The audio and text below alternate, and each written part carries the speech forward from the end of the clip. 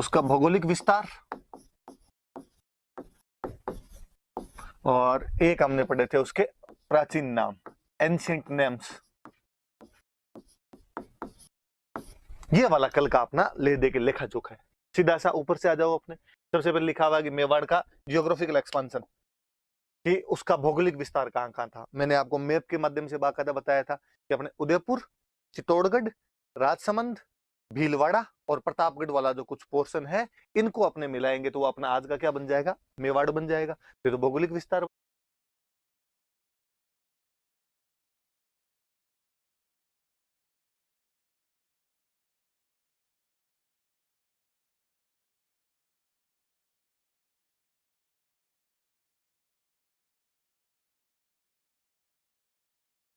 बताया था। फिर हमने उसके एंशिएंट नेम्स पढ़े थे कि उसके प्राचीन काल में उसको क्या बोलते थे। मैंने 3 नाम बताए थे आपको कि इसको मेदपाट कहते थे, इसको प्रागवाट कहते थे और इसको सिवी जनपद बोलते थे। तो 3 नाम हो गए उसके, मेदपाट, प्रागवाट और सिवी जनपद नाम करके। फिर हमने गोहिल डायनेस्टी के बारे में पढ़ा था कि गोहिल डायनेस्टी क्या थी क्या नहीं थी, गोहिल कौन था कौन नहीं था, इसके बारे में कई जानकारियां पढ़ी। तो हमने इसके बारे में एक जानकारी पढ़ी थी कि गोहिल के लिए कहा जाता है कि वो गुजरात में एक जगह पड़ती है वल्लभी, वहां के कोई राजा थे शिलादित्य, उनका बेटा था और मम्मी का नाम था पुष्पावती। फिर हमने इसके बारे में और पढ़ा था कि चूंकि गुफा के अंदर जन्म हुआ था, ऐसी कहानियां हैं, गुफा में जन्म हुआ, गुफा को गुहा बोलते हैं, केव केव के अंदर जन्म हुआ उसको गुहा बोलते हैं, तो गुहा से गोहिल बन गया था इसका नाम। और हमने ये भी पढ़ा कि इसका जो टाइम पीरियड रहा होगा वो 566 ईस्वी के आसपास में रहा होगा। मैंने आपको यह भी बताया था कि अपने कैसे पता चलता है कि 566 के आसपास में रहा होगा। मैंने एक अभिलेख की बातें बताई थी आपको कि सामोली अभिलेख, इसके बारे में मैंने बताया था कब का है कि ये वास्तव में अभिलेख तो है 646 एडी का, और ये वास्तव में कोई शिलादित्य नाम करके यहाँ पे राजा हुआ था, उसका अभिलेख है। कई बातें बताई थी मैंने आपको कि इसके अंदर लिखा हुआ है कि शिलादित्य जो है वो गोहिल का 5वां वंशज है, कि पहले गोहिल हुआ था, फिर भोज हुआ था, फिर आपके नाग हुआ था, महेंद्र हुआ था, नाग हुआ था, और उनके बाद में आपके शिलादित्य हुआ था, तो उसका 5वां वंशज है। और 20-20 साल का टाइम मानते हैं, तो वो टाइम जाके आपका 566 एडी होता है। इससे पता चलता है कि गोहिल वंश उस टाइम शुरू हुआ होगा। फिर सामोली अभिलेख के बारे में हालांकि मैंने और बताया था कि अभिलेख कुछ अलग जानकारियां भी देता है। अभिलेख कहता है कि यहाँ पर एक कोई जयंतक महतर नाम का बंदा था और उसने एक माता जी का मंदिर बनवाया था, अरण्यवासिनी माता जी का मंदिर, जिनको आजकल अपने बोलते हैं जावर माता। और फिर मैंने और बताया उसमें कि यहाँ 18 प्रकार के आपके गायक रहा करते थे, खूब सारे धनी लोग रहा करते थे। और जब अंत समय आया तो जयतक ने एक जगह पर थी देवबुक, और उस देवबुक नाम के स्थान पर अग्नि के अंदर प्रवेश कर लिया था, फायर बाथ कर लिया था, एक तरीके से अग्नि में प्रवेश कर लेता है, अपने जीवन को समाप्त कर लेता है। गोहिल के बारे में हमने ये भी पढ़ा था कि ये सूर्यवंशी थे। हिंदू वाला तो है ही कि भाई सूर्यवंशी हिंदू थे, तो गोहिल के बारे में जानकारियां पढ़ी। फिर हमने पढ़ा कि इनका पहला कोई बड़ा राजा हुआ था, तो वो बड़ा राजा हुआ था बापा रावल। बापा रावल के बारे में हमने क्या क्या पढ़ा, तो इसकी बातें कर लेते हैं अपने। बापा रावल के बारे में पढ़ा कि ये कोई हरित ऋषि का शिष्य था। फिर मैंने कहानी बताई थी कि हरित ऋषि गाय चराता था, हरित ऋषि महादेव जी के भक्त थे, महादेव जी से कह के इसको मेवाड़ का राज्य मांगा इसके लिए। और ये 734 ईस्वी में इन हरित ऋषि के आशीर्वाद से 734 ईस्वी के अंदर ये आपके मान मोरी नाम के राजा को हराता है चित्तौड़ में, और मान मोरी को हराकर चित्तौड़ पर कब्जा कर लेता है। पर अपनी राजधानी ये नागदा में रखता है, और नागदा के पास में एक जगह पड़ती है कैलाशपुरी, और वहां पर चूंकि महादेव जी के भक्त थे इसलिए एकलिंग जी का मंदिर बनवाता है। खुद को एकलिंग जी का दीवान मानता है कि राजा मैं नहीं हूं, मैं तो उनका दीवान हूं। सोने के सिक्के चलाता है, 115 ग्रेन का सोने का सिक्का था। मुस्लिम सेना को हराते हुए गजनी तक चला गया, गजनी के राजा सलीम को हराता है, अपने भांजे को बना के आता है। हमने और पढ़ा कि एक इतिहासकार हुए CV वैद्य, हिस्टोरियन में चिंतामणि विनायक वैद्य, और वो इसकी तुलना एक फ्रेंच कमांडर से करते हैं, और उस फ्रेंच कमांडर का नाम है चार्ल्स मार्टेल। पाकिस्तान जा रहा था तो अफगानिस्तान जा रहा था, बीच में पाकिस्तान के एक शहर में रुका, उसका नाम पड़ गया, हमने कहा उसका नाम है रावलपिंडी। फिर हमने इसकी उपाधियां पढ़ी थी, कुछ हमने उपाधियां पढ़ी थी कि बापा रावल क्या क्या उपाधियां हैं। तो ये चूंकि हिंदुओं के लिए अंधकार दूर करने वाला है, इसलिए इसको कह दिया भाई हिंदू सूर्य। राजाओं को एक तरीके से एग्जाम्पल सेट कर रहा था, तो राजगुरु। चारों दिशाएं जीत ली, तो हमने इसको कह दिया चकवे। हमने बापा रावल के बारे में खूब सारी बातें पढ़ी थी। फिर हमने एक राजा पढ़ा अल्लट। अल्लट के बारे में सीधी सीधी बातें तो ये है कि इसने एक दूसरी राजधानी बनाई थी आहड़। पहले नागदा थी, आहड़ को एक सब सेंटर के रूप में स्थापित किया। हमने पढ़ा कि आहड़ के अंदर इसने विष्णु भगवान का एक मंदिर बनवाया था वरा। आहड़ के अंदर इसने अपनी नौकरशाही की स्थापना की थी, ब्यूरोक्रेसी की स्थापना की थी। हमने एक इसके बारे में ये पढ़ा कि इसकी एक वो शादी जो हुई थी हूण राजकुमारी से भी थी, और उस हूण राजकुमारी का नाम हरिया देवी था, और हरिया देवी ने हर्षपुर नाम का गांव बसाया था। अब ये मैंने बताया था कि आहड़ राजधानी है, वराह का मंदिर है वहां पे, और नौकरशाही की स्थापना की। ये जानकारी कहां से मिलती है? तो हमने कहा ये जानकारी तो सारणेश्वर प्रशस्ति से मिलती है। हूण राजकुमारी हरिया देवी से शादी की थी, ये जानकारी कहां से मिलती है? हमने कहा ये आठपुर अभिलेख से मिलती है। सीधी सीधी याद रखने वाली बात। फिर एक राजा आपका देख लो, जेतर सिंह। जेतर सिंह के बारे में पढ़ा था। जेतर सिंह के बारे में क्या पढ़ा हमने? तो जेतर सिंह के बारे में युद्ध पढ़ा था बूताला। मैंने बताया था 1227 में हुआ था। इल्तुतमिश दिल्ली का सुल्तान था, उसके साथ हुआ था। हालांकि जेतर सिंह जीत गया था, पर जब इल्तुतमिश की सेनाएं लौट रही थी तो उन्होंने नागदा को लूट लिया था, और नागदा को लूट के उसको तहस नहस कर दिया। इसलिए नई राजधानी बनाने की जरूरत पड़ी, तो नई राजधानी इन्होंने जाके बाद में चित्तौड़ बनाई। परमाणु से छीन के चित्तौड़ को राजधानी बनाई थी। इतिहासकार हुए अपने दशरथ शर्मा, उन्होंने कहा कि इसका जो टाइम है वो मिडिवल मेवाड़ का गोल्डन एरा है। इतिहासकार हुए अपने ओझा जी, और उन्होंने कहा कि दिल्ली में जो गुलाम वंश था, उसके जितने भी सुल्तान थे गुलाम डायनेस्टी के, उनके यदि कंटेम्प्रेरी कोई हुआ था तो वो अपना जेतर सिंह हुआ था। और इसकी तारीफें उन विरोधियों ने भी की। मैंने कहा था इस युद्ध की जानकारी एक बुक में मिलती है। बुक का हमने नाम पढ़ा था हमीर मद मर्दन। मैंने कहा था यहाँ पे हमीर का मतलब है इल्तुतमिश, तो इल्तुतमिश के घमंड को तोड़ दिया। बुक किसने लिखी? मैंने बताया था जय सिंह सूरी ने। जय सिंह सूरी कौन था? हमने फिर पढ़ा था कि गुजरात में कोई जगह पड़ती है धोलका, और वहां पे सोलंकियों की एक ब्रांच थी बघेल, और बघेलों का एक राजा था वीर धवल। वीर धवल के दो मंत्री थे, एक का नाम था वस्तुपाल, एक का नाम था तेजपाल, और ये उनका आदमी था जय सिंह सूरी। और उसने एक किताब लिखी और उसमें वीर धवल की तारीफ है कि साहब वीर धवल गया और ऐसे ऐसे जाके इल्तुतमिश को उस युद्ध के अंदर हरा के आया था। हालांकि बातें ऐसी नहीं है, जेतर सिंह ने उसको हराया था, अन्य कई अभिलेखों से इसकी पुष्टि भी हो जाती है। तो कल इतनी सारी बातें हमने पढ़ी थी। आज हमने 2 क्लास ले ली मेवाड़ की हिस्ट्री की, और हमने बापा रावल से लेकर और कहां तक के राजा पढ़ दिए? हमीर तक के राजा हमने पढ़ दिए थे।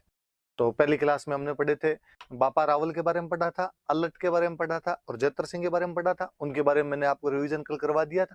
और कल की क्लास में हमने पढ़ा था फिर रतन सिंह के बारे में, और उसके बाद हमीर के बारे में। जल्दी से फटाफट आपको उनका रिवीजन भी एक बार करवा दूं, फिर अपने आज की नई क्लास ले लेंगे। 2 राजाओं के बारे में आपको बताना है, एक तो रतन सिंह के बारे में और एक हमीर के बारे में। रतन सिंह के बारे में सीधी सीधी सी बात है कि इसी के टाइम में अलाउद्दीन खिलजी ने अटैक किया था। कब अटैक किया था? मेरा बताया हुआ 1303 अटैक किया था। अटैक में 2 चीजें याद रखनी होती है, एक याद रखने होते हैं कारण, एक याद रखने होते हैं कॉन्सिक्वेंस, परिणाम। कारण क्या थे? हमने पढ़े थे, अलाउद्दीन खिलजी एम्पायर एक्सपांशन करना चाहता है, अपना साम्राज्यवादी नीति है। फिर हमने पढ़ा था कि चित्तौड़ का स्ट्रेटेजिक इंपॉर्टेंस था, चित्तौड़ का इकोनॉमिक इंपॉर्टेंस था। फिर हमने इसके बाद में पढ़ा था कि जब वो अलाउद्दीन खिलजी गुजरात जा रहा था तब उससे पैसे ले लिए थे समर सिंह नाम के राजा, रतन सिंह के जो पिताजी थे, इसलिए उसके लिए प्रेस्टीज पॉइंट था। फिर हमने पढ़ा था कि चित्तौड़ का प्रभाव बढ़ रहा था, इन्फ्लुएंस जो था वो इंक्रीज हो रहा था। और एक कारण हमने पढ़ा था कि पद्मिनी की वजह से किया था, हमला किया तो क्या हुआ यहाँ पे, तो मैंने फिर आपको बताया था। पद्मिनी के बारे में पहले पद्मिनी के बारे में कुछ बातें बताई थी। क्या बातें बताई थी? कि सिंहल द्वीप की राजकुमारी थी, मम्मी पापा के नाम बताए थे, कि गंधर्व सेन की और चंपावती की पुत्री थी। किसने उसके बारे में बताया था? तो मैंने बताया था आपको, राघव चेतन नाम के बंदे ने उसके बारे में बताया था। और परिणाम देख लो आप, तो क्या हुआ, तो यहाँ पर उस टाइम साका किया गया। कब किया गया? तो हमने पढ़ा था 25 अगस्त को। साके में दो बातें होती है, मैंने बताया था, एक होता है जौहर, एक होता है केसरिया। जौहर किसने किया? तो पद्मिनी ने। अकेले ने किया? नहीं साहब, 1600 अन्य रानियों के साथ किया। केसरिया किसने किया? तो रतन सिंह। साथ में और कौन? तो उसके दो सेनापति। वो कौन थे? तो गोरा बादल। फिर क्या हुआ? तो अलाउद्दीन खिलजी ने कब्जा कर लिया। अलाउद्दीन खिलजी ने कब्जा करने के बाद में यहाँ पे 30,000 लोग कटवा दिए। अपने बेटे खिजर खान को सौंप के इसका नाम क्या कर दिया? खिजराबाद। ढाईबी पीर वाली जो दरगाह है उसमें इसका नाम खिजराबाद मिल जाता है अपने को, ढाईबी पीर वाली दरगाह के अंदर इसका नाम। फिर हमने पढ़ा ये जो खिजर खान था, इस खिजर खान ने यहाँ पर एक तो पुल बनवा दिया गंभीरी नदी पर, एक मकबरा लिखवाया। उस मकबरे में एक फारसी भाषा का अभिलेख है, इंस्क्रिप्शन, और उस इंस्क्रिप्शन के अंदर हमने पढ़ा कि उसकी उपाधियां मिलती है अपने को अलाउद्दीन खिलजी की। उसको सिकंदर सेकंड कहा हुआ है, उसको सेड ऑफ गॉड कहा हुआ है, उसे प्रोटेक्टर ऑफ वर्ल्ड कहा हुआ है। कुछ दिन वो रहा था और उसके बाद मालदेव सोनग्रा को दे दिया था। और मालदेव सोनग्रा का एक नाम और मैंने बताया था आपको, उसका नाम मुछाड़ा मालदेव है ना। और फिर मैंने 2-3 बुक्स बताई थी। एक मैंने बुक्स बताई थी खजाइनुल फुतूह है,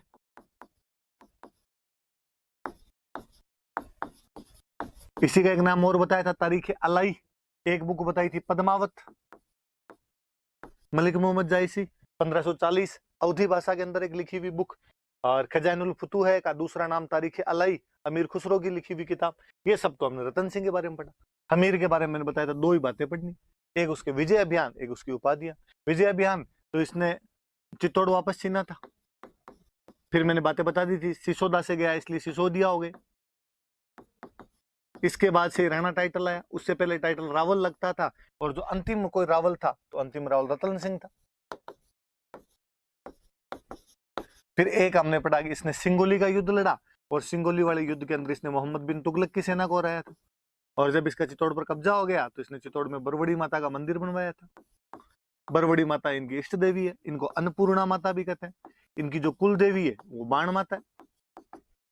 एक फिर हमने इसकी उपाधियां पढ़ी, तो सीधी सीधी 4 उपाधियां मैंने आपको बताई थी कि हमीर की उपाधि क्या क्या है। तो हमीर की एक उपाधि हमने पढ़ी थी विषम घाटी पंचानन, एक उपाधि पढ़ी थी वीर राजा, एक उपाधि मैंने बताई थी प्रबल हिंदू, और एक इसको कहते हैं मेवाड़ का उद्धारक। सिंपल सा। आप यूं शुरू शुरू में जब भी नया चैप्टर पढ़ने बैठ के लखा और हमीर के बारे में क्या क्या बातें थी, सॉरी लखा और मोकल के बारे में, है ना। तो लखा के बारे में तो मैंने सिंपल सिंपल 4 बातें बताई थी कि एक तो उसके टाइम में जावर जो जगह थी वहां पर चांदी निकलनी शुरू हो गई थी, वहां पे सिल्वर निकलनी शुरू हो गई थी। इसका मतलब है वहां की आर्थिक स्थिति सुधर गई थी। एक मैंने बताया था कि उदयपुर के पास में गांव पड़ता है पिछोली, और पिछोली में बंजारे ने एक झील बनवाई, इसलिए झील का नाम हो गया पिछोला। पिछोला झील बनवाई थी, किसने बनवाई थी? तो बताया था एक बंजारे ने बनवाई थी। और एक बताया था कि इसके पास एक चबूतरा बना हुआ है, और वो चबूतरा किसका है? तो हमने पढ़ा था कि नटनी का चबूतरा है।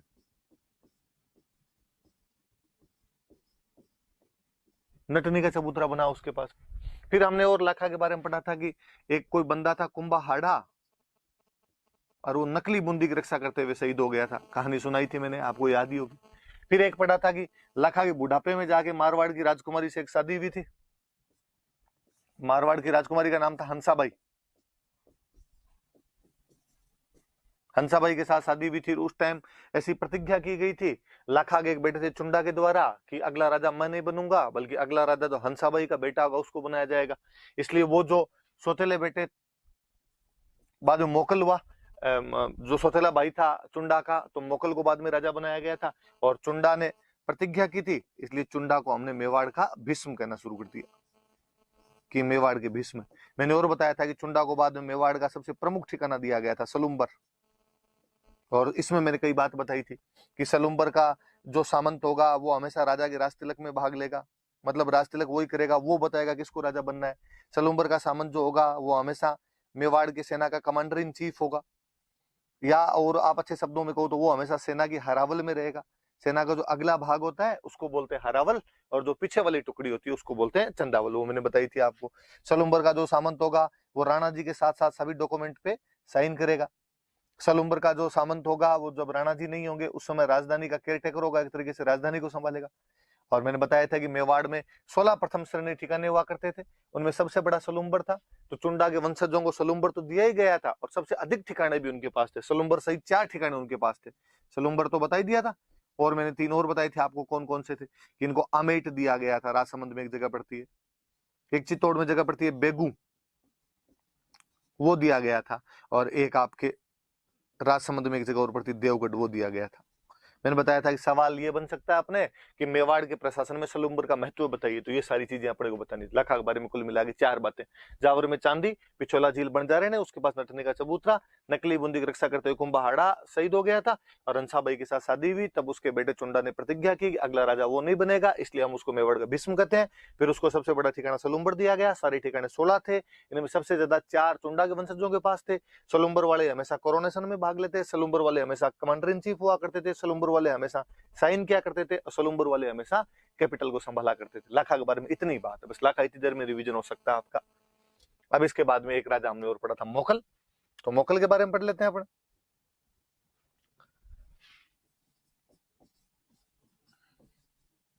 सीधे सिंपल सिंपल याद रखने वाले, मोकल टाबर था, तो शुरुआत में तो इसका संरक्षक बना था चुंडा। बाद में हंसाबाई चुंडा पे विश्वास नहीं करती, तो चुंडा तो यहां से चला जाता मालवा, और मालवा का सुल्तान कोई होता है उस समय होशंग शाह, उसके पास में जाके नौकरी करने लग जाता है। और इधर मोकल का बाद दूसरा संरक्षक मोकल का जो मामा होता है रणमल, वो बन जाता है। फिर और बताया था मैंने कि रणमल ने बाद में मेवाड़ वालों की सहायता से अपने मंडोर पर कब्जा किया था, या मारवाड़ जिसको कहते हैं अपने, मारवाड़ की राजधानी मंडोर हुआ करती थी, इस पर कब्जा कर लिया था। और फिर हमने मोकल के अंदर और पढ़ा कि बाद में मोकल ने यहाँ पर कुछ निर्माण कार्य करवाए थे। तो क्या निर्माण कार्य करवाए थे वो बताया था कि एक निर्माण कार्य तो मोकल ने ये करवाया था कि एकलिंग जी का जो मंदिर है उसका परकोटा बनवाया था। एक चित्तौड़ में जो समिधेश्वर मंदिर है इसका पुनर्निर्माण करवाया था। एक चित्तौड़ में द्वारिकानाथ जी का मंदिर बनवाया था। विष्णु भगवान का मंदिर हो गया, ऊपर वाले दोनों शिव जी के हो गए। अपने भाई बाघ सिंह की याद में एक तालाब बनवा दिया बागेला, और अपनी रानी गोराम्बिका की याद के अंदर एक बावड़ी बनवाई थी।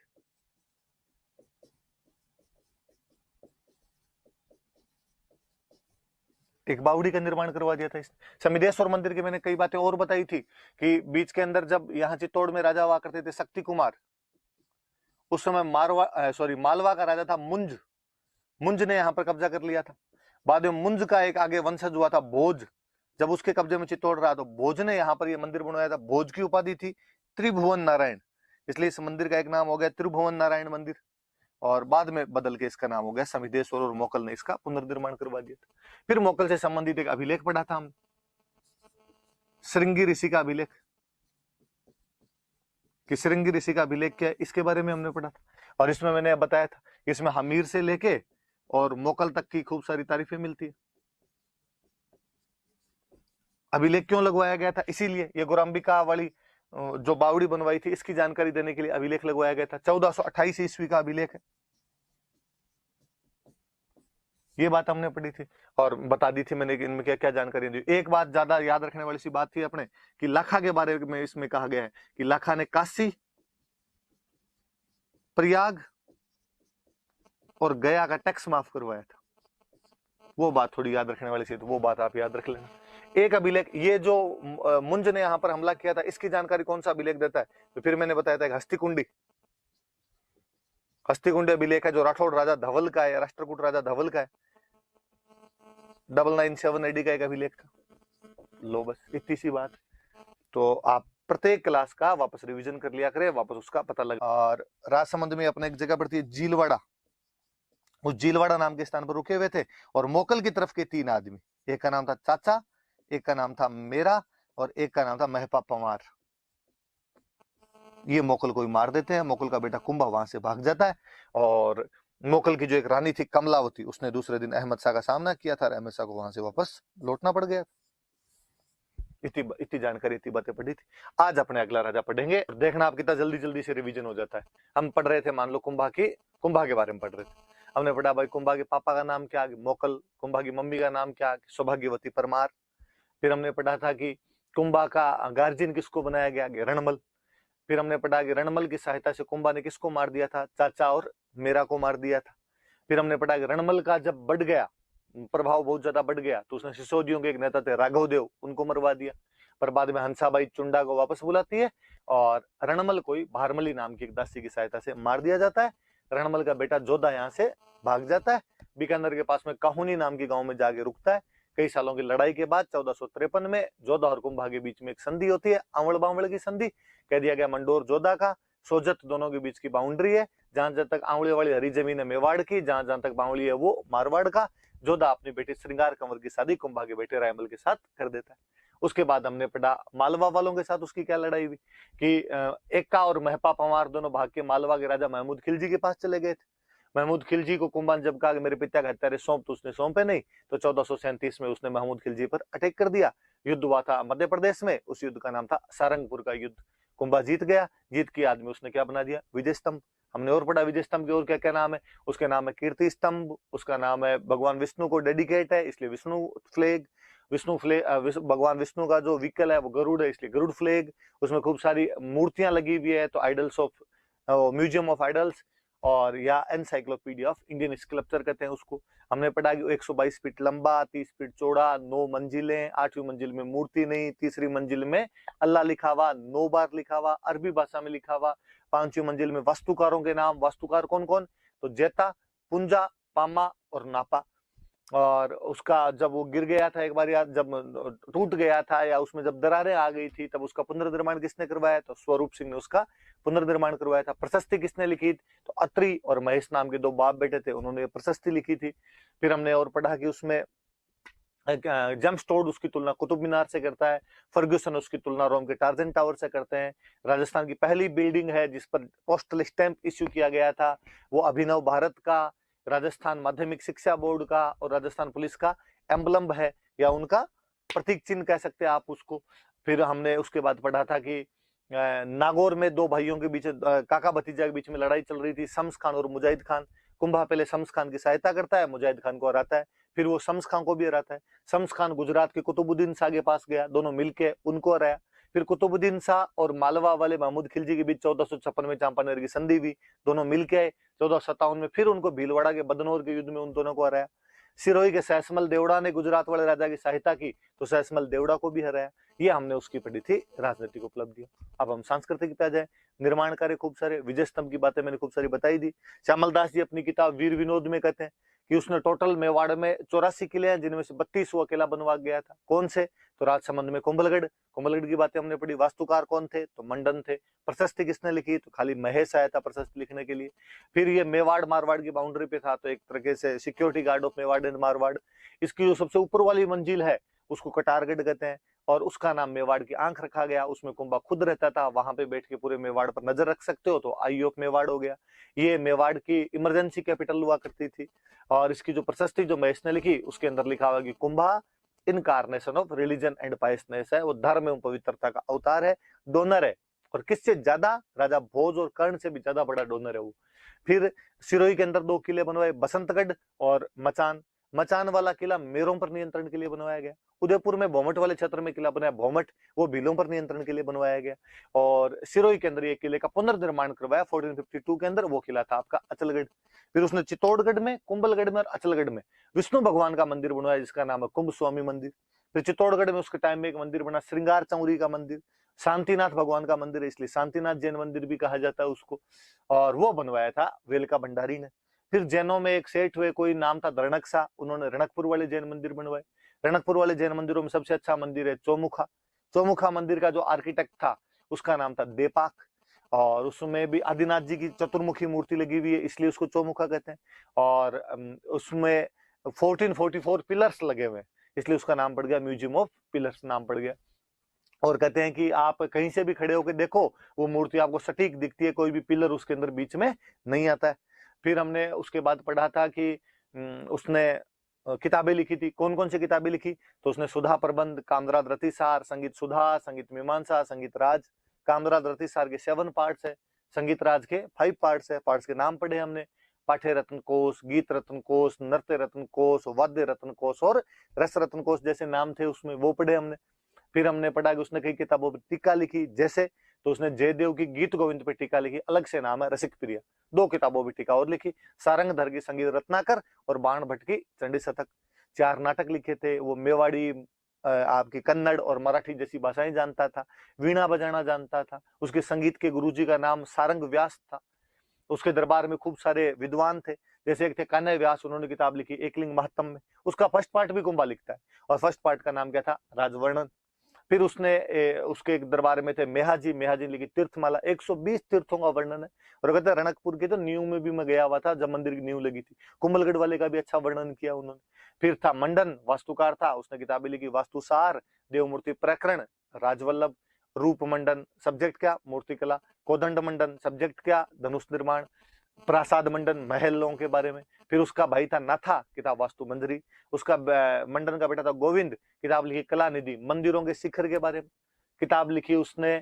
कला निधि के अलावा और किताब कौन सी लिखी? तो एक उसने किताब लिखी आपके उद्धार धोरिणी। उद्धार धोरिणी क्या बताती है? तो पुनर्निर्माण के बारे में। एक किताब लिखी द्वार दीपिका, दरवाजों के बारे में। एक किताब लिखी सार समुच्चय, वो आयुर्वेद के बारे में। मंडन ने भी एक वैद्य की किताब लिखी थी, वैद्य मंडन। फिर उसके बाद उसकी बेटी रमाबाई कुंभा की, रमाबाई की उपाधि वागीश्वरी, जावर का परगना दिया गया था। पिता की तरह म्यूजिक में थोड़ा इंटरेस्ट रखती थी। कुंभा के गुरुजी का नाम तो हीरानंद मुनि कुंभा के गुरुजी का नाम था। जैन विद्वान थे उसके दरबार में, सोमदेव सूरी, सोम सुंदर सूरी, जयशेखर और भुवन कीर्ति। एक तिल्ला भट्ट भी उसके दरबार में थे। जैनों का तो उसने आबू जाने वाले जैनों का तो तीर्थ यात्रा कर भी समाप्त कर दिया था। फिर हमने पढ़ा कि कुंभा की उपाधियां मुस्लिम राजाओं को रहा, हिंदू सुल्तान। संगीत की जानकारी है, अभिनव भट्टाचार्य या नव्य भट्ट। लिटरेचर की जानकारी है, रणौरासो, फिलीफोर्स जीत लेता है, हाल गुरु। आर्चर अच्छा है, चाप गुरु। फॉलोवर ऑफ विष्णु है, परम भागवत और आदिवरा। ये देख लो, हमने 7 मिनट में 1.5 घंटे का रिवीजन कर दिया। तो रायमल के बारे में तो कोई ज्यादा बातें हमने पढ़ी नहीं थी। रायमल के बारे में तो एक बात ये थी कि वास्तव में कुंभा के बाद में उसका बड़ा बेटा उद्दा राजा बना था, और उद्दा कुंभा को मार के राजा बना था। इसलिए जो सामंत वगैरह थे उद्दा के खिलाफ हो गए, उन्होंने रायमल का साथ दिया, और रायमल उद्दा को हटा देता है, उद्दा को हटा के राजा बन जाता है। और उद्दा बाद में मालवा वालों की तरफ से सहयोग लेने के लिए गया तो था, पर उस पर बिजली गिर गई थी उधर, वो मर गया था। खोटे काम के खोटे नतीजे हैं। उसके बाद हमने कुछ रायमल के वो पढ़े थे, निर्माण कार्य पढ़े थे। तो रायमल ने एक तो एकलिंग जी वाला जो मंदिर है कैलाशपुरी वाला, उसका जो प्रेजेंट फॉर्म आज दिखाई देती है, वो कंस्ट्रक्ट करवाने वाला रायमल था। मैंने आपको बताया था कि मंदिर बनवाया किसने था? तो बापा रावल ने। उसका रिकंस्ट्रक्शन किसने करवाया था? तो मोकल ने। उसकी प्रेजेंट फॉर्म किसने दी? तो रायमल ने। सीधा सीधा से याद रखने वाली सी बात। फिर इसके बाद में हमने और पढ़ा था कि रायमल ने एक चित्तौड़ के अंदर एक मंदिर बनवाया था, अद्भुत जी का मंदिर कहा जाता है। शिव जी का मंदिर है वैसे तो, लेकिन अद्भुत प्रतिमा है थोड़ी सी, इसलिए अद्भुत जी का मंदिर। और अपने लोकल भाषा वालों ने उसको बोलना शुरू कर दिया, अद्भुत जी का मंदिर बोलना शुरू कर दिया। मैंने और कहा था कि अद्भुत जी के मंदिर ये 3 है। एक तो नागदा के अंदर एक जैन मंदिर है शांतिनाथ जी महाराज का, उसको अद्भुत जी का मंदिर कहते हैं। एक समिदेश्वर वाला मंदिर है, उसको भी अद्भुत जी का मंदिर कहते हैं। एक ये जो रायमल ने अद्भुत जी का बनवाया था, इसको भी अद्भुत जी का मंदिर कहते हैं। फिर हमने पढ़ा था इसकी रानी थी श्रृंगार कंवर, हमने पढ़ा था, जो जोधा की बेटी थी, जिसकी इसके साथ शादी हुई थी आवड़ बावड़ वाली संधि के बाद में। तो जो श्रृंगार कंवर थी, उसने यहाँ पर गोसुंडी नाम की एक जगह, वहां पर एक बावड़ी बनवाई थी। और फिर इसकी बहन थी रमाबाई, हमने पढ़ा था, बागेश्वरी उपाधि वाली, जावर परगना दिया था। उसने जावर में विष्णु भगवान का एक मंदिर बनवाया था, रमा स्वामी का मंदिर कह दो, और एक कुंड और बनवाया था वहां पे, पौंड जलाशय जिसको आप कहते हो, वो बनवाया था। फिर गोसुंडी की बात आई तो मैंने गोसुंडी के बारे में 2 अभिलेख बतवाए थे। ये तो श्रृंगार कंवर ने जब बावड़ी बनवाई तो 1504 का एक अभिलेख उसने लगवाया कि मैं बावड़ी बनवा रही हूँ, मैं जोधा की बेटी हूँ और रणमल की पोती हूँ, ये जानकारी मिलती है। एक पर गोसुंडी में एक बहुत पुराना अभिलेख है, 2nd सेंचुरी बीसी का एक अभिलेख है। कोई गज डायनेस्टी हुआ करती थी और उसके राजा हुआ करते थे सर्वतात। उन सर्वतात ने यहाँ पर एक अश्वमेध यज्ञ प्रैक्टिस करवाया था, अश्वमेध यज्ञ का आयोजन करवाया था। और जब अश्वमेध यज्ञ करवा रहे थे तब उन्होंने संकर्षण और वासुदेव की पूजा की थी। मैंने बताया था संकर्षण का मतलब बलराम और वासुदेव का मतलब भगवान कृष्ण, इनकी पूजा वगैरह करवाई थी। तो हम कहते हैं कि राजस्थान का ओल्डेस्ट इंस्क्रिप्शन जो वैष्णव रिलीजन या भागवत रिलीजन की इंफॉर्मेशन देता है वो कौन सा है? तो वो हमारा गोसुंडी इंस्क्रिप्शन जो है वो है। मैंने ये भी बताया था कि प्री और मेन सब में पूछा हुआ है। फिर रायमल के कुछ बेटों के बारे में बताया था कि रायमल का एक बेटा था पृथ्वीराज, जिसको हम उड़ना राजकुमार कहते हैं। उसकी वाइफ का नाम था तारा, जिसके नाम पर अजमेर के किले का नाम तारागढ़ है। और उसकी खुद की जो छतरी है वो कुंभलगढ़ के अंदर बनी हुई है और 12 खंभों की छतरी है। एक बेटा था जयमल, जो सोलंकियों के खिलाफ लड़ता हुआ मारा गया था। और एक था सांगा, सांगा के बारे में मैंने बताई थी, इन भाइयों के बीच में लड़ाई हुई थी, लड़ाई में सांगा वहां से भागता है, सारंगदेव जी अंकल थे वो बचाते हैं, भाग के सेवंत्री नाम का गांव है वहां रूपनारायण जी के मंदिर में छुपता है, बिद्दा जेठमालोत नाम का आदमी उसको वहां पे बचाता है। फिर वहां से भाग के वो अजमेर में श्रीनगर जाता है जहां पे करमचंद पवार उसको शरण देते हैं और बाद में वो मेवाड़ का महाराणा बनता है। फिर मेवाड़ का महाराणा बना तो उसने दिल्ली से भी लड़ाई की, मालवा से भी लड़ाई की और गुजरात से भी लड़ाई की। दिल्ली से उसने इब्राहिम लोदी से लड़ाई की, 2 लड़ाइयां। 1517 में खातोली कोटा के अंदर जगह पड़ती है, वहां पर इब्राहिम लोदी को रहा। 1518 में बाड़ी धौलपुर में एक जगह पड़ती है, वहां पर इब्राहिम लोदी को रहा। फिर मालवा में चंदेरी का मदनी राय नाम करके एक बंदा हुआ करता था, उसकी मालवा के महमूद खिलजी सेकंड से बनी नहीं, वो भाग के सांगा के पास आ गया। महमूद खिलजी सेकंड ने उस पर आक्रमण किया, गागरोन का युद्ध हुआ, सांगा मदनी राय की सहायता के लिए गया 1519 में। उस युद्ध में सांगा ने महमूद खिलजी को सेकंड को हरा दिया, केवल हराया नहीं बल्कि उसके एक सेनापति हरिदास चारण ने उसको गिरफ्तार और कर लिया। इस बात में खुश होकर सांगा ने हरिदास जी को दोबारा गांव दिए थे, महमूद खिलजी को यहाँ पे कई दिनों तक गिरफ्तार करके रख लिया था, लेकिन बाद में सांगा ने उसको भी छोड़ दिया था। ऐसे ही गुजरात में एक रियासत पड़ती थी ईडर, राठौड़ों की, यहाँ पे कई दिनों तक गिरफ्तार करके रख लिया था, लेकिन बाद में सांगा ने उसको भी छोड़ दिया था। ऐसे ही गुजरात में एक रियासत पड़ती थी ईडर, राठौड़ों की एक रियासत थी, 2 भाई आपस में लड़ रहे थे, रायमल और भारमल। भारमल का सपोर्ट किया गुजरात के मुजफ्फर शाह ने और रायमल का सपोर्ट किया था सांगा ने, और सांगा रायमल के सपोर्ट में गया और उसने भारमल और मुजफ्फर शाह दोनों को हरा दिया था। हालांकि बाद में जब रायमल की मृत्यु हो गई थी तो भारमल को सांगा ने बाद में वहां का राजा बना दिया था। ये वो समय था जब भारत पर एक विदेशी आक्रमणकारी दस्तक दे रहा था और बाबर पानीपत के पहले युद्ध में इब्राहिम लोदी को मार के दिल्ली और आगरा पर कब्जा कर चुका था। अब स्वाभाविक सी बात थी कि बाबर और सांगा के बीच लड़ाई होगी। क्यों लड़ाई होगी? क्योंकि दोनों अपने अपने साम्राज्य का विस्तार करना चाहते हैं। लड़ाई इसलिए भी होगी कि जब इब्राहिम लोदी के नेतृत्व में अफगान हार गए थे तो अफगान भागकर सांगा के पास आ गए थे और राजपूत और अफगानों में मित्रता हो रही थी। लड़ाई इसलिए भी हो रही थी क्योंकि जब बाबर इब्राहिम लोदी के साथ लड़ रहा था तब सांगा ने मौके का फायदा उठाकर दिल्ली के आसपास के कुछ इलाके दबा लिए थे। रणथंभौर के आसपास के 200 गांव उसने दबा लिए थे।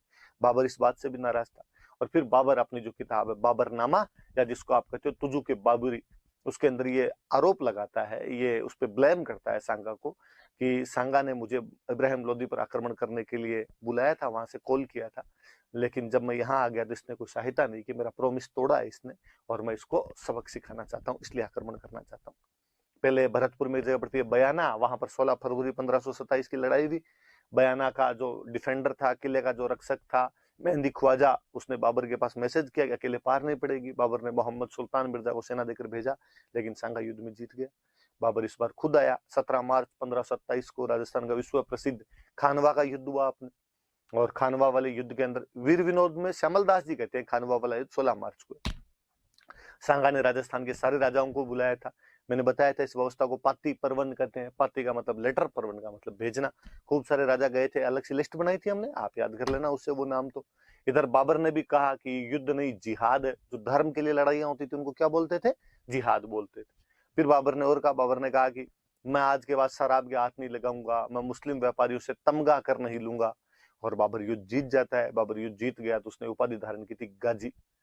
बाबर युद्ध जीत गया, सांगा घायल हो गया युद्ध के अंदर। सांगा के घायल होने पर युद्ध को लीड किया था झाला अज्जा ने, सादड़ी का झाला अज्जा था, उसने युद्ध को लीड किया था। घायल सांगा को लेके आए थे बसवा, दौसा में जगह, इलाज किया। फिर सांगा यहाँ से चंदेरी के मदनी राय की सहायता के लिए बढ़ा। इरीच नाम के गांव में यूपी में उसको जहर दे दिया गया। कालपी नाम के गांव में यूपी में उसकी डेथ हो गई और मांडलगढ़ के अंदर भीलवाड़ा में अपने सांगा की छतरी बनी हुई।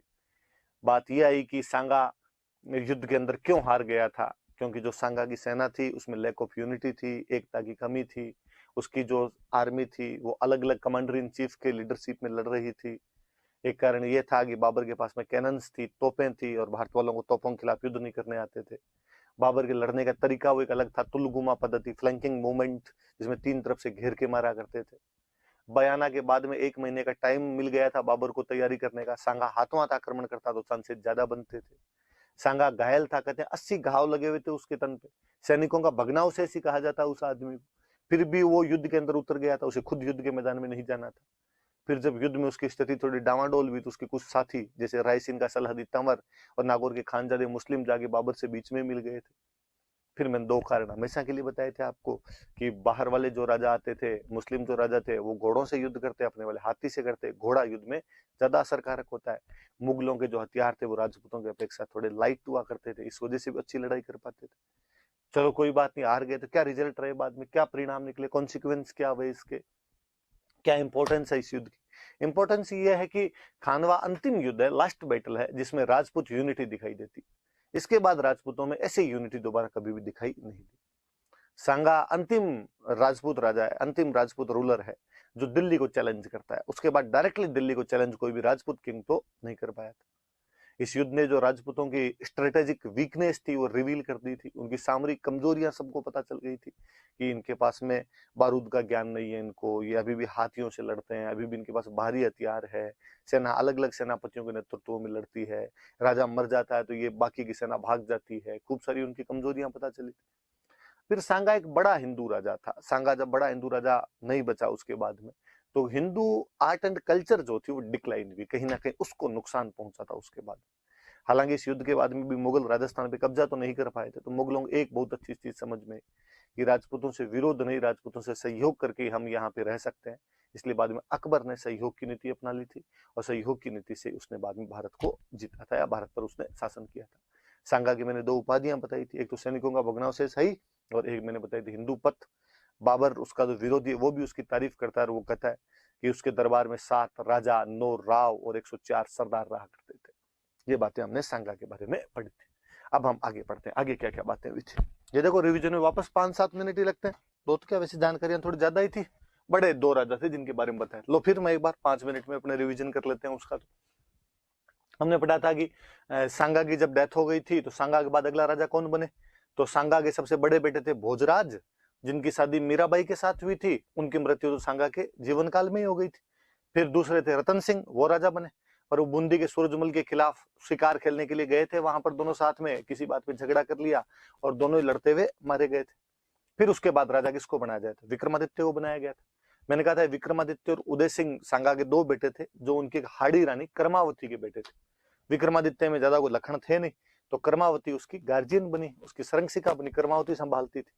गुजरात में उस समय सुल्तान हुआ करता था बहादुर शाह, और बहादुर शाह को जब ये बात पता चली कि भाई आजकल जो मेवाड़ है वो थोड़ा कमजोर हो रखा है, तो बहादुर शाह ने यहाँ पर 1533 में यहाँ पर अटैक कर दिया था। कर्मावती को लगा कि पार नहीं पड़ेगी, इसलिए कर्मावती ट्रीटी कर लेती है, संधि कर लेती है, और बदले में किला दे देती है कि तू हमारे पर आक्रमण मत कर, हम तेरे को किला दे देंगे रणथंभौर। तो रणथंभौर का किला देकर उसको वहां से वापस भेज देती है। बहादुर शाह अगले साल फिर अटैक कर देता है, 1534-35 में उसने वापस अटैक किया। कर्मावती को लगा इस बार तो पार पड़ेगी नहीं। कहते हैं कर्मावती ने मुगल बादशाह हुमायूं को राखी भेजी थी कि तू मेरा भाई है और मेरी आगे सहायता कर। हुमायूं टाइम पर नहीं पहुंच पाया, उससे पहले लड़ाई करनी पड़ी। दुश्मन की सेना बड़ी हो, अपनी सेना छोटी हो, तो लड़ने का एक तरीका होता था जिसको साका बोलते थे। 1535 में चित्तौड़ का दूसरा साका किया गया। रानी कर्मावती जोहर कर लेती है, और देवलिया प्रतापगढ़, जिसको आजकल अपने कहते हैं, देवलिया के बाघ सिंह थे, उनके नेतृत्व में केसरिया किया गया था। और देवलिया के बाघ सिंह के नेतृत्व में केसरिया हुआ, इसलिए उनका नाम भी पड़ गया देवलिया दीवान, कि उस दिन देवलिया वाले को क्या बनाया गया था, दीवान बनाया गया था। वहां पे पांडुपोल के पास लड़ते हुए बाघ सिंह उसके अंदर शहीद हो गए थे। बहादुर शाह यहाँ पर कब्जा कर लेता है, लेकिन जब उसे समाचार मिला कि हुमायूं ने मालवा पर कब्जा कर लिया, वो हुमायूं से लड़ने के लिए मालवा की तरफ गया, लेकिन बाद में वहां से भी भाग जाता है, और दमन दीव की तरफ वहां पर पुर्तगालियों के साथ एक झड़प के अंदर लड़ते हुए मारा गया था। किसी सूफी संत की भविष्यवाणी थी कि चित्तौड़ के नाश के साथ ही बहादुर शाह का नाश हो जाएगा। सूफी संत की भविष्यवाणी सत्य साबित हो गई। पर अब चित्तौड़ का शासन किसको दे, तो उडना राजकुमार पृथ्वीराज जो थे, उनकी दासी का एक बेटा था बनवीर, उसको कुछ समय के लिए चित्तौड़ का शासन दिया गया। लेकिन बनवीर ने यहाँ पर मामला गड़बड़ कर दिया। उसने कहते हैं विक्रमादित्य को तो मार दिया, वो तो उस दिन उदय सिंह को भी मारना चाहता था, पर जो पन्ना दहाय थे वो अपने बेटे चंदन का बलिदान देकर उदय सिंह को बचा लेते हैं। उदय सिंह को लेकर कुंभलगढ़ जाते हैं, जहां का आशा देवपुरा नाम का आदमी उनको वहां पर शरण दे देता है। और थोड़े दिनों बाद में बाकी सामंतों को बुलाकर उदय सिंह को वहां पे प्रकट किया गया। फिर उदय सिंह के साथ सामंत गए। 1540 में उदयपुर में मावली नाम की जगह पर युद्ध लड़ा। जोधपुर का मालदेव भी साथ देने के लिए आया, और यहाँ पर बनवीर को हराकर भगा दिया। बनवीर यहाँ से भाग गया था। फिर उसके बाद में उदय सिंह के टाइम में और क्या क्या बातें हुई। फिर उदय सिंह की शुरुआत में तो मालदेव से बहुत ज्यादा बनती थी, लेकिन बाद में एक झाली रानी थे, उनको लेकर, झालाओं की एक लड़की थी, उसको लेकर मालदेव के साथ विवाद हो गए थे। मालदेव भी वहां पे शादी करना चाहता था, शादी उदय सिंह ने कर ली थी। मैंने बताया था कुंभलगढ़ किले में उनका झाली रानी का महल आज भी है। इस बात पे उदय सिंह और मालदेव नाराज हो गए थे। बाद में जब उदय सिंह की अजमेर के हाजी खां पठान के साथ लड़ाई हुई थी, तो उसके अंदर मालदेव जो हाजी खान पठान का साथ देता है। उस युद्ध का मैंने नाम बताया था हरमाड़ा का युद्ध, अजमेर में जगह है, 1557 का वो युद्ध था। फिर मैंने बताया था कि 1559 में और आपके उदय सिंह के पोता हुआ था, महाराणा प्रताप के सबसे बड़े कुंवर अमर सिंह का जन्म हुआ था, इसलिए एकलिंग जी की धोख लगाने के लिए गए थे। फिर वहीं पर उन्होंने उदयपुर पास की पहाड़ियों में उदयपुर नामक एक पूरा नया शहर बसाया 1559 में, और वहां पर उदय सागर नाम की झील बनवाई थी, तो उदयपुर की स्थापना की थी। और फिर इन्हीं के टाइम में अकबर ने 1567-68 में हमला किया। इस बार चित्तौड़ वालों ने अपनी स्ट्रेटजी चेंज की। राणा आता था, उसके परिवार को पहले ही गिरवा की पहाड़ियों में सुरक्षित भेज दिया गया। जयमल और पत्ता के नेतृत्व में चित्तौड़ के किले का मोर्चा संभाला गया। इस समय चित्तौड़ का तीसरा साका हुआ था, और उसमें जयमल जो था वो पहले अकबर की संग्राम नाम की बंदूक जो थी उससे घायल हो गया था, इसलिए जयमल कल्ला राठौड़ के कंधों पर बैठकर युद्ध करता है। इधर जो आपके पत्ता की जो पत्नी थे, जयमल की जो बहन थे फूल कंवर, उनके नेतृत्व में यहाँ पर केसरिया होता है। जयमल और कल्ला राठौड़ जो थे, कल्ला राठौड़ कंधों पर बिठाकर युद्ध करता है, इसलिए कल्ला राठौड़ को हम 4 हाथ का देवता कहते हैं। और ये दोनों लड़ते हुए साथ में मारे गए। ये आपके हनुमान पोल और भैरव पोल के बीच लड़ते हुए शहीद हुए थे। उधर पत्ता जो था वो आपके राम पोल के पास लड़ता हुआ शहीद हो गया था। कहते अकबर यहाँ पर कब्जा कर लेता है। अकबर ने कब्जा करने के बाद यहाँ पे 30,000 लोग कटवा दिए थे। अकबर ने एक नया सिक्का चलाया था, उसके बाद यहाँ पे सिक्का एलची नाम का सिक्का यहाँ पर बाद में मुगलों द्वारा जारी किया गया था, तो वो भी थोड़ा याद रख लेना, पूछा हुआ सा सवाल था। और अकबर जयमल पत्ता की वीरता से बड़ा प्रभावित हुआ था, और जयमल पत्ता की मूर्तियां उसने आगरा के किले में लगवाई थी, लेकिन बाद में औरंगजेब ने उन मूर्तियों को तुड़वा दिया। लेकिन फिर भी एक फ्रांस का यात्री फ्रैंकोइस बर्नियर, मैंने उस दिन बुक बताई थी travels in the Mughal empire, वो इन दोनों की मूर्तियों का वर्णन करता है। हालांकि वो मूर्तियां वहां से तोड़ दी गई, लेकिन आज भी जब आप बीकानेर किले में जाएंगे तो सूरज पोल के सामने जयमल और पत्ता दोनों की मूर्तियां लगी हुई है, और राय सिंह बीकानेर के राजा थे, उन्होंने मूर्तियां लगवाई थी यहाँ पे। और फिर हमने एक ये पढ़ा था कि कालांतर में उदय सिंह बाद में चित्तौड़ से तो जब निकल गया तो गोगुंदा चले गए थे। गोगुंदा उनकी राजधानी हुआ करती थी, और गोगुंदा में वहीं 28 फरवरी 1572 को उदय सिंह का निधन हो गया था, और वहीं पर उदय सिंह की छतरी बनी हुई है। उदय सिंह जाते जाते गड़बड़ कर गए, वो अपने बड़े बेटे प्रताप को राजा नहीं बना के गए थे, अपने छोटे बेटे जगमाल को राजा बना गए थे। फिर किस प्रकार सामंतों ने प्रताप को राजा बनाया, वो सब बातें आज हम पढ़ेंगे। तो आज अपने प्रताप शुरू करेंगे। ये लो 5 से पढ़ा था। तो सबसे पहले तो हमने महाराणा प्रताप की कुछ व्यक्तिगत जो जीवन के बारे में बातें थी, उसकी पर्सनल लाइफ की जो बातें थी वो याद की थी, कि जैसे उसके पिता का नाम था उदय सिंह, उसकी मम्मी का नाम था जयवंता बाई सोनगरा, जो कि पाली के अखेराज सोनगरा की बेटी थी। जन्म कुंभलगढ़ के अंदर हुआ था। मैंने बताया था कि वैसे डेट वाइज कोई पूछे तब तो 9 मई 1540 एडी, और वैसे कोई पूछे तो मैंने आपको बताया था कि ज्येष्ठ शुक्ल तृतीया, 3rd लाइट डे ऑफ ज्येष्ठ, और 57 ईयर एगो होता है वो आगे चलता रहता है उससे, तो 1540 में 57 और जोड़ोगे तो हो जाएगा 1597 विक्रमी कैलेंडर का जो ईयर होता है उसके अनुसार। कुंभलगढ़ के अंदर जन्म हुआ था, और हमने पढ़ा था कि जो बचपन का नाम था वो था किक्का, मैंने बातें बताई थी उसकी। उनकी जो पटरानी थी उनका नाम था अजब दे पंवार। पिताजी जगमाल को राजा बना के गए थे, लेकिन मेवाड़ के जो सामंत थे उन्होंने उनको गोगुंदा के अंदर राजा घोषित कर दिया था।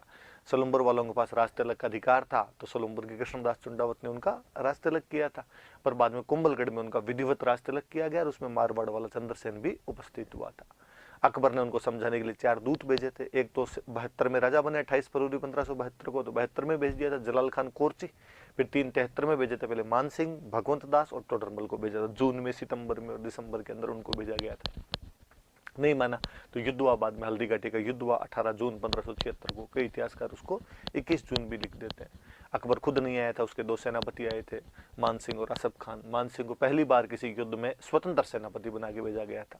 उसका एक इतिहासकार इस युद्ध के अंदर आया था, अब्दुल कदर बदायूनी, जिसकी किताब है मुंतखब उत तवारीख नाम की। तो कहने का मतलब कि वो इस युद्ध का आंखों देखा वर्णन करता है। प्रताप ने मुगलों के जो विरोधी थे उनको इकट्ठे किए। ग्वालियर का राजा रामसात तोमर अपने बेटों के साथ आया हुआ था, सालीवाहन, भवानी सिंह और प्रताप सिंह। उधर अफगानों का नेता आया हुआ था हाकिम खान सूर। सलुम्बर वाले कृष्णदास चुंडावत तो हरावल में लड़ने ही थे। भीलों का सरदार आया हुआ था राणा पुंजा। तो अलग अलग प्रकार के सब धर्मों के, सब जातियों के, एक सामाजिक समरसता का सा माहौल था उनकी सेना के अंदर। और हमने पढ़ा था कि मुगल सेना शुरुआती हमले के अंदर ही भाग खड़ी हुई थी। मिहत्तर खान नाम के सैनिक ने जैसे तैसे झूठ मूठ बोल के बादशाह आ गया, उनको रोकने की ट्राई की थी, रोकने की कोशिश की थी।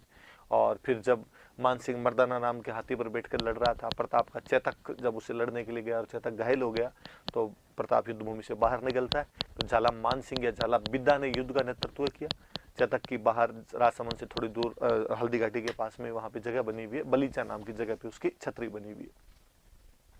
फिर हमने पढ़ा कि भाई मुगलों ने जब मुगल सेना वहां से भाग गई तो मुगल सैनिकों ने या उसके बाद भी पकड़ने के प्रयास क्यों नहीं किए, तो मैंने बताया था कि बदायूनी खुद लिखता है कि जून के महीने की गर्मी थी, हम बहुत ज़्यादा डरे हुए थे उनसे, इसलिए हमने तो गोगुंदा में चारों तरफ अपने दीवार तक बनवा ली थी, और फिर थक गए थे हारने के बाद में, हम इसलिए भी नहीं कर पाए थे।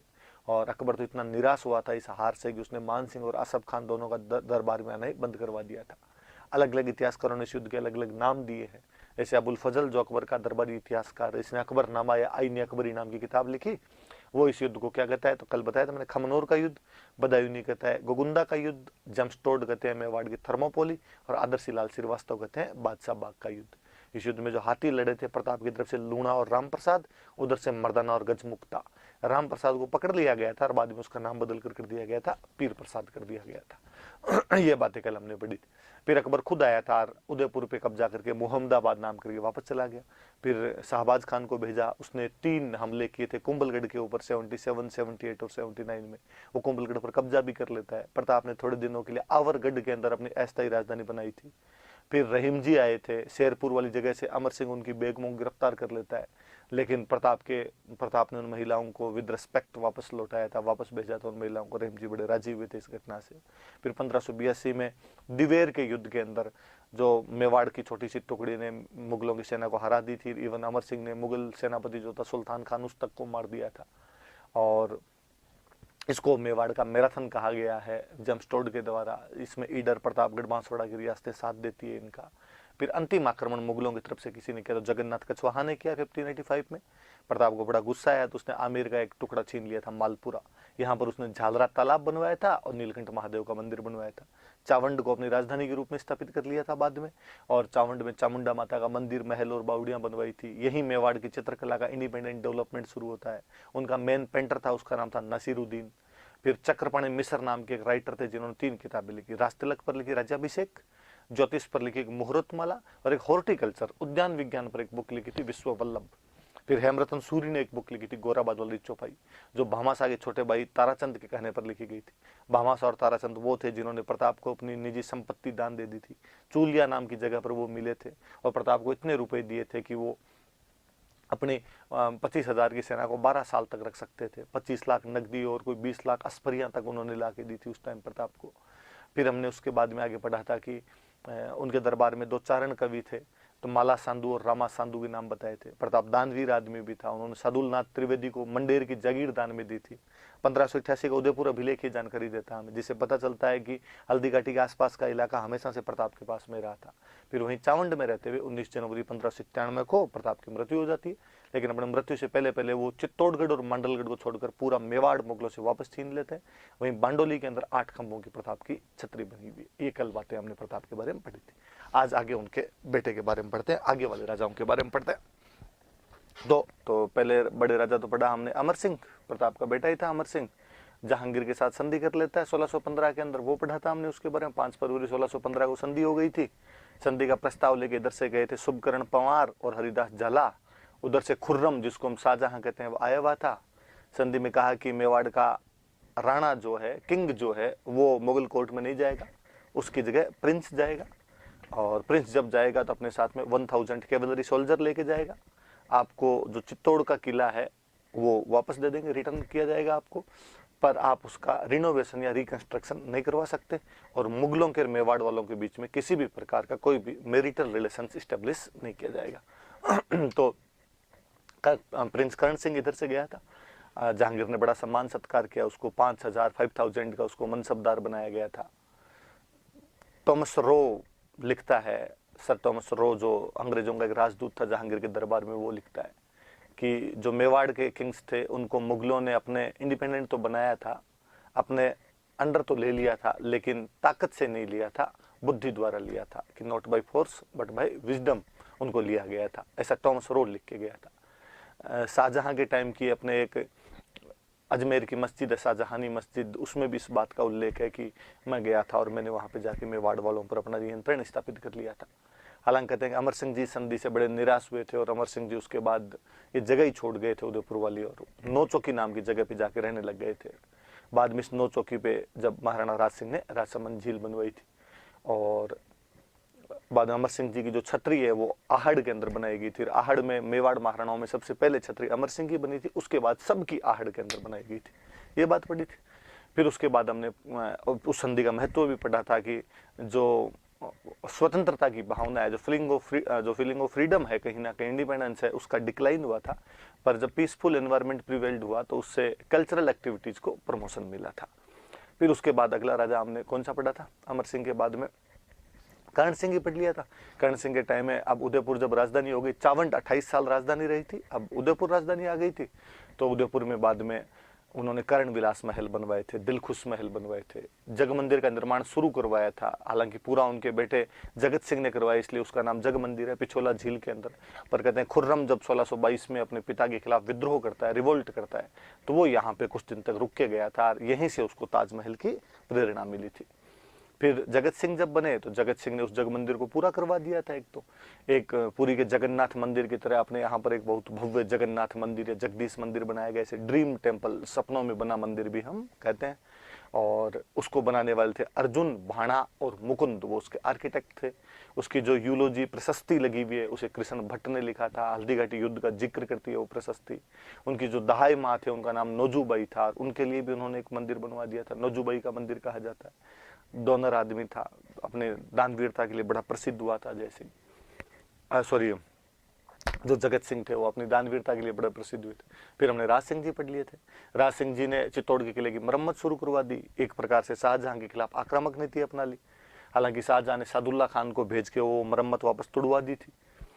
पर जब उत्तराधिकार संघर्ष हुआ था, सक्सेशन बैटल चल रहा था, तो जहां ज्यादातर हिंदू राजा दारा सिखों के पक्ष में लड़े थे, वहीं राज सिंह का इनडायरेक्टली सपोर्ट यदि किसी की तरफ था तो औरंगजेब था।